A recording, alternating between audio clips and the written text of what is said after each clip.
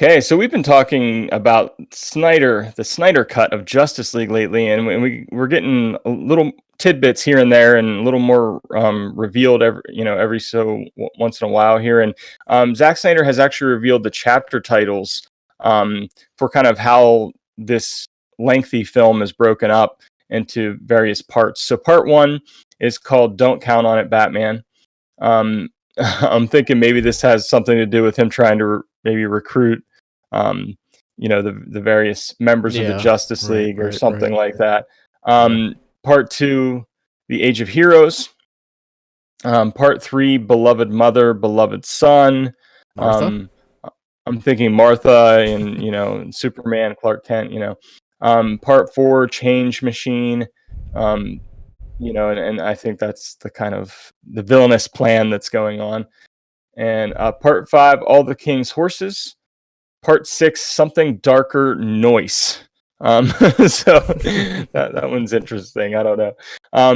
But yeah, I'm not going to speculate too much about these, but I do think it's cool that we got those. And we got kind of a clip and more of a look this week of the Superman in the black suit, which was pretty cool. Yeah, very cool. And Steppenwolf's assault on the Mascara as well. We got a clip for that one too.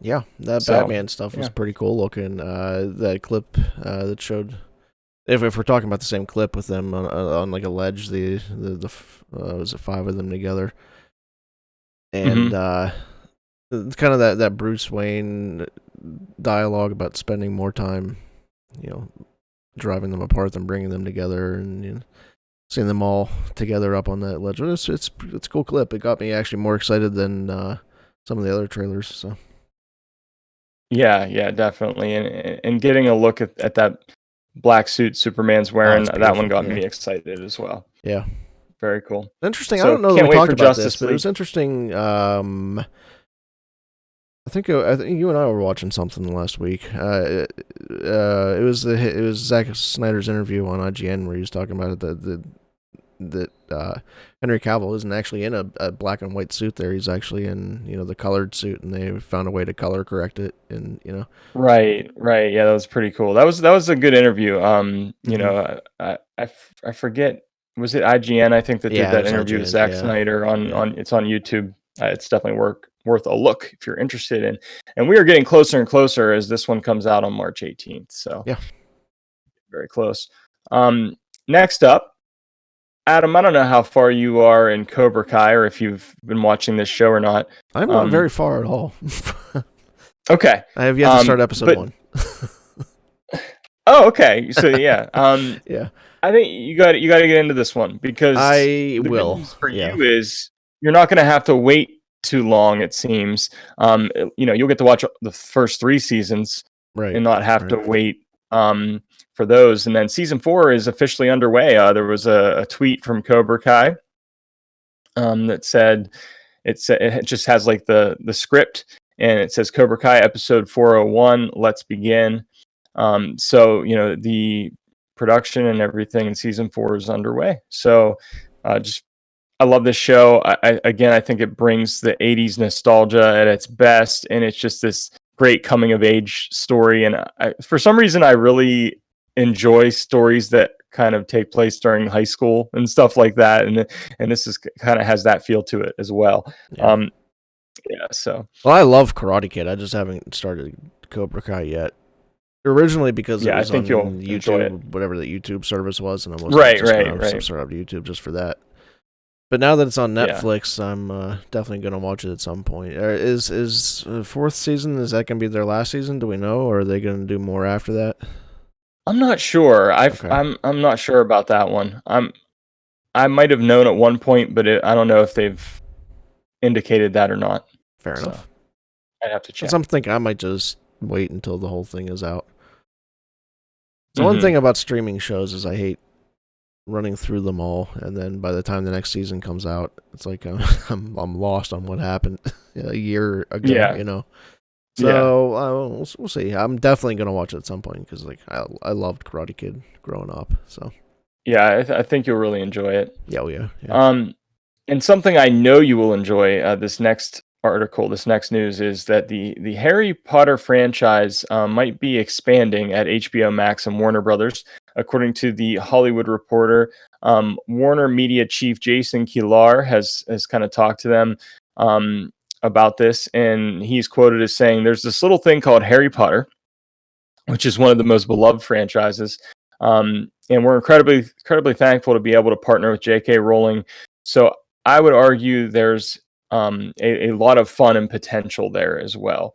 So a lot of fun and potential. There was a discussion about possible sequels for Harry Potter and things like that. So Brittany and I are rewatching Harry Potter right now. We just finished the Half-Blood Prince, which is actually one of my favorites in that series. Nice.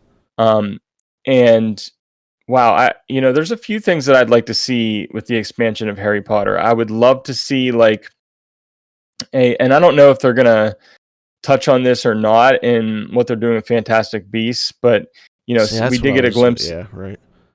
We did get a glimpse of a younger Dumbledore, but I would like to see Dumbledore and what's his name duel it out. Grindelwald. Yeah, and hopefully we'll see that eventually with that. But I'd love to see almost like a young James Potter, Lily Potter, like their original order, taking on Voldemort and everything. And I'd love to see that, and I would love to see sequels too, of what happens with Harry and Ron and Hermione and everything after. So I don't know. What do you think? So I'm thinking, I'm thinking a lot about Fantastic Beasts here because, we got the third one coming out. Second one was just okay. I think, I enjoyed it, but I think it was just okay. So it was a little rocky there. And then you got the Johnny Depp stuff now, where Johnny Depp's not going to be back for that, and I thought that he was, kind of great in that role. But for all those whatever reasons, they decided to not continue working with him.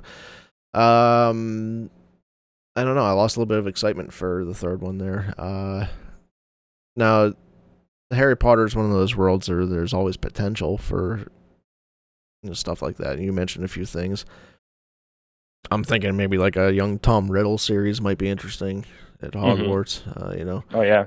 That story was told a little bit in Chamber of Secrets, but I'm sure there's stuff to expand on there. That would be a darker show, but I I'd think be on board HBO for that. Would be all right with that. Yeah, they'd be fine with that. Yeah, but I mean, am I excited? Yeah, but Fantastic Beasts for some reason has just made me a little bit hesitant with branching out really far in this world right now until they kind of get that one straightened out and running how it should. Because I fell in love with the first one. I absolutely adore the first movie. The second one was a little rough to get through. It was rough. So, yeah, I'm with you on that. Yeah. I feel they kind of need to get that one righted first and then focus on branching out. So I haven't really been keeping up with the Fantastic Beasts series and where they're at with it, but yeah, I mean, I'm always excited to see more in the wizarding world. Sure. Yeah. And our last piece of news today is just about we noticed this because we normally go to a Cinemark theater to see the movies. We're movie club members and everything, and there's a lot of perks that go along with that. So we planned on seeing Raya and The Last Dragon at Cinemark, but then when I looked at the app and the show times, it wasn't anywhere to be found. So I was like, what's going on here? So I did a little digging, and according to Deadline.com, a Cinemark representative told Deadline that in the current operating environment, we are making near-term booking decisions on a discrete film-by-film basis, focusing on the long-term benefit of exhibitors, studios, and moviegoers. While we are having conversations with the Walt Disney Company, we have not yet reached agreeable licensing terms for Raya and The Last Dragon. As we continue to work with our studio partners, we remain optimistic that we will reach mutually beneficial terms that will provide moviegoers the opportunity to see the exciting film lineup in our theaters. So yeah, this was a little bit of a disappointment, but they're not getting along. They're not seeing eye to eye. I've heard, somewhere in the rumor mill that Disney is wanting to charge them a bit more for this title than they normally would charge them to rent it out in their theaters. And Cinemark's kind of saying, well, you're doing this video on demand thing, so you have to take that into consideration because you're gonna money directly there. You're gonna get some money that way. So we need to see a little bit more on our end if we're, So I think I get Cinemark's angle on this completely, and I get why they decided not to show this one, at least right now. So yeah, no, I'm with you there. It's and maybe I'm reading too far into this, but like we talked a few weeks ago back when we were still a Star Wars podcast about the whole streaming thing, and I was a little worried back then about, streaming possibly hedging in on the theater business. And I know we're still in pandemic mode right now, and so a lot of people are still staying home, so we're not really going out a lot yet. But that's the kind of stuff I was a little bit worried about, is these types of licensing things, and theaters not reaching agreements to show movies because of the streaming stuff, and it seems to maybe come into play a little bit there. I mean, that seems to be the obvious play, but maybe there's something else going on. But I don't know, it makes me a little worried. Yeah, I mean, I'm a little bit concerned, but I really believe that there's always going to be a place for movie theaters, and despite because you can't replicate that experience unless you're a millionaire and you can afford to build a theater at your home. It's cool. I have a good setup and I enjoy watching movies with my setup and everything, but I still want to go to the movie theater. And I think once we get through this pandemic and the numbers are down and it's managed and things look somewhat normal, and there's bigger releases and those bigger movies like Black Widow, the new Bond one, No Time to Die, like those ones hit theaters. I think when people feel comfortable, I think we're going to see a revival of the movie theaters, and you're still going to have these streaming services that are going to stream certain things instead of showing them in the theater. But I think all those big tentpole movies we're still going to see in the theaters. That's how I feel it's going to go. But I hope I'm right. I'm hoping. Yeah.